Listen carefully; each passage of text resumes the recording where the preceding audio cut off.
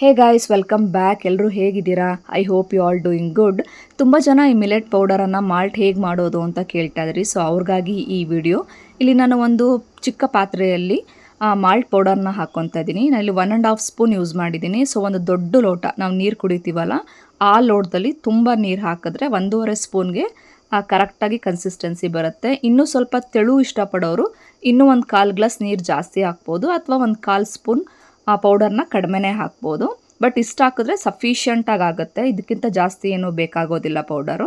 So ಇದನ್ನು before stove on ಮಾಡಲಿಕ್ಕೂ ಮುಂಚೆನೇ ಕೆಳಗಡೆನೆ ನಾವು ನೀರು ಮತ್ತು ಪೌಡರ್ ಏನು ಹಾಕಿರ್ತೀವಿ ಅದನ್ನು ಗಂಟಿಲ್ದರಂಗೆ ಕಲಿಸ್ಕೊಳ್ಬೇಕು ಈ ರೀತಿಯಾಗಿ.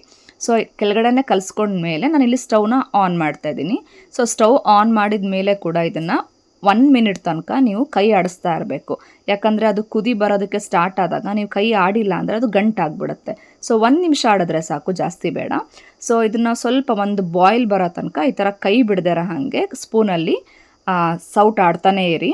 ಇದನ್ನು ನೀವು ಜಾಸ್ತಿ ಕ್ವಾಂಟಿಟಿಯಲ್ಲಿ ಮಾಡಬೇಕು ಅಂದರೆ 2 ಗ್ಲಾಸ್ 3 ಗ್ಲಾಸ್ ಮಾಡಬೇಕು ಅಂತಂದರೆ ಆ ಪೌಡರನ್ನು ಸ್ವಲ್ಪ ಕ್ವಾಂಟಿಟಿ ಜಾಸ್ತಿ ಮಾಡ್ಕೊಳ್ಳಿ. ಸೊ 1-2 ಸಲ ಮಾಡಿದ್ರೆ ನಿಮಗೆ ಗೊತ್ತಾಗ್ಬಿಡುತ್ತೆ ಹೇಗೆ ಮಾಡೋದು ಅಂತ. ಆ್ಯಂಡ್ ಕೈ ಬಿಡದೆ ಈ ಥರ ಆಡಿಸ್ತಾ ಇದ್ದರೆ ಇದು ಈ ಥರ ಥಿಕ್ನೆಸ್ ಸ್ವಲ್ಪ ಜಾಸ್ತಿ ಆಗುತ್ತೆ, ಗಟ್ಟಿ ಆಗ್ತಾ ಬರುತ್ತೆ. ಅಂಟಿಲ್ ಅದು ಬಾಯ್ಲಿಂಗ್ ಬರೋದಕ್ಕೆ ಸ್ಟಾರ್ಟ್ ಆಗುತ್ತೆ. ಸ್ಟಾರ್ಟ್ ಆದಮೇಲೆ ನಿಮಗೆ ಸಾಕು, ಆಫ್ ಮಾಡ್ಕೊಳ್ಬೋದು. ಆ್ಯಂಡ್ ಇದನ್ನು ಜಾಗರಿಯಲ್ಲಿ ತಿಂತೀನಿ ಅಂತಂದರೆ ಬೆಲ್ಲ ಹಾಕ್ಕೊಳ್ಬೋದು, ಉಪ್ಪು ಇಷ್ಟಪಡೋರು ಉಪ್ಪು ಹಾಕ್ಕೊಳ್ಬೋದು. ನಿಮ್ಗೆ ಹೇಗೆ ಬೇಕೋ ಆ ಥರ ಮಾಡ್ಕೊಳ್ಬೋದು. ಅಥವಾ ಒಂದೇ ಸಲ ಮಾಡಬೇಕಾದ್ರೆ ಒಬ್ಬರಿಗೆ ಬೆಲ್ಲ ಬೇಕಿರುತ್ತೆ, ಒಬ್ರಿಗೆ ಸಾಲ್ಟ್ ಬೇಕಿರುತ್ತೆ. ಆವಾಗ ನೀವು ಒಲೆ ಮೇಲೆ ಇರಬೇಕಾದ್ರೇ ಸಾಲ್ಟ್ ಅಥವಾ ಬೆಲ್ಲ ಹಾಕಬೇಕು ಅಂತೇನಿಲ್ಲ. ಆಫ್ ಮಾಡಿಕೊಂಡು ಕೆಳಗಡೆ 1 ಗ್ಲಾಸ್ಗೆ ಬೆಲ್ಲ 1 ಗ್ಲಾಸ್ಗೆ ಉಪ್ಪು ಆ ಥರ ಕೂಡ ಹಾಕ್ಕೊಳ್ಬೋದು. ನೋಡಿ, ಕನ್ಸಿಸ್ಟೆನ್ಸಿ ಈ ಥರ ಬಂದರೆ ಒಂದು ಹದವಾಗಿ ಚೆನ್ನಾಗಿರುತ್ತೆ. ತುಂಬ ತೆಳುವೂ ಇಲ್ಲ, ತುಂಬ ಗಟ್ಟಿನೂ ಇಲ್ಲ, ಈ ಥರ ಬರುತ್ತೆ. ಸೊ ಇಲ್ಲಿ ನಾನು ಕುದಿ ಬಂದಾಗ ಇದಕ್ಕೆ ನಾನು ಉಪ್ಪನ್ನು ಆ್ಯಡ್ ಮಾಡ್ಕೊಳ್ತಾ ಇದ್ದೀನಿ. ಆಗಲೇ ಹೇಳ್ದಂಗೆ ನಿಮಗೆ ಬೆಲ್ಲ ಬೇಕಿದ್ರೆ ಬೆಲ್ಲ ಹಾಕ್ಕೊಳ್ಬೋದು, ಅಥವಾ ಕೆಳಗಡೆ ಇಳ್ಕದ ಮೇಲೂ ಕೂಡ ನೀವು 1 ಗ್ಲಾಸ್ಗೆ ಬೆಲ್ಲ 1 ಗ್ಲಾಸ್ಗೆ ಸಕ್ಕರೆ ಆ ಥರ ಕೂಡ ಸೇರಿಸ್ಕೊಳ್ಬೋದು. ಸೊ ಈಗ ನಾನು ಬಿಸಿಯಲ್ಲೇ ಇದನ್ನು ಸರ್ವ್ ಮಾಡ್ತಾ ಇದ್ದೀನಿ. ಇದು ಆರಿದ ಮೇಲೂ ಕೂಡ ತುಂಬಾ ಚೆನ್ನಾಗಿರುತ್ತೆ.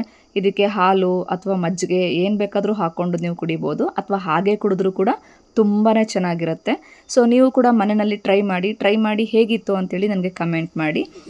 Thank you all. ಮುಂದಿನ ವಿಡಿಯೋದಲ್ಲಿ ಮತ್ತೆ ಸಿಗ್ತೀನಿ. ಬಾಯ್ ಬಾಯ್.